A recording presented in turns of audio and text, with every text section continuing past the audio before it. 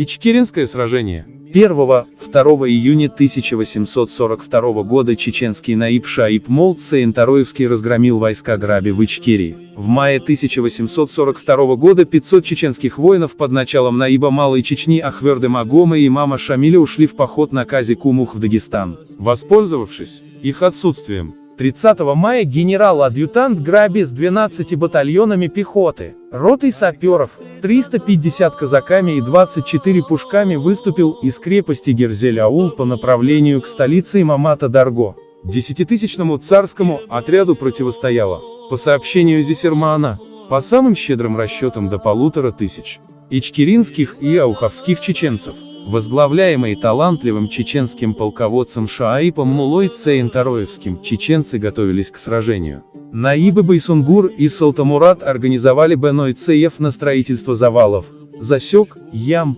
приготовление провизии, одежды и военного снаряжения. Андийцам, охранявшим столицу имамата Дарго, Шаиб поручил при приближении врага уничтожить столицу и вывести всех людей в горы Дагестана.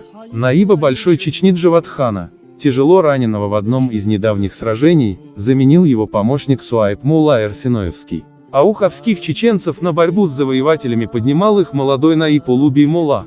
Царские войска были разбиты на голову, потеряв в бою 66 офицеров и 1700 солдат убитыми и ранеными. Чеченцы потеряли убитыми и ранеными до 600 человек. Были захвачены 2 пушки и почти все военные и продовольственные запасы. Вся Чечня праздновала победу.